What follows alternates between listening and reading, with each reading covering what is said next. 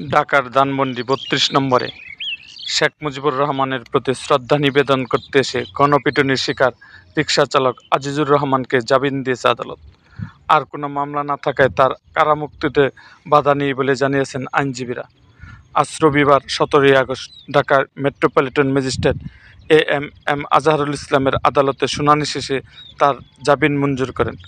আজিজুর রহমানের পক্ষে জামিন চেয়ে আবেদন করেন অ্যাডভোকেট ফারজানা ইয়াসমিন রাখি। রাষ্ট্রপক্ষে জামিনের বিরোধিতা করা হয়।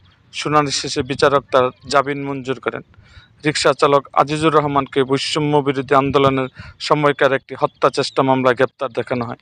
গতকাল শনিবার তাকে আদালতে হাজির করে কারাগারে রাখার আবেদন করেন মামলার তদন্তকারী কর্মকর্তা ধানমন্ডি থানার উপপরিদর্শক মোহাম্মদ তৌহিদুর রহমান।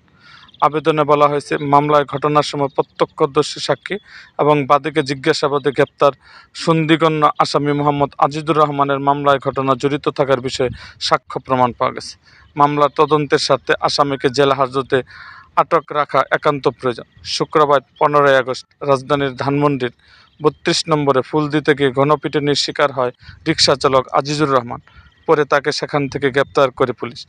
অভিযোগ থেকে জানা যায়, বৈষম্য বিরোধী আন্দোলন চলাকালে গত বছরের ৪ আগস্ট রাজধানীর ধানমন্ডি থানা নিউ মার্কেট থেকে সায়েন্স ল্যাব এলাকার দিকে মিছিল নিয়ে যাচ্ছিল ভুক্তভোগী মোহাম্মদ আরিফুল ইসলাম।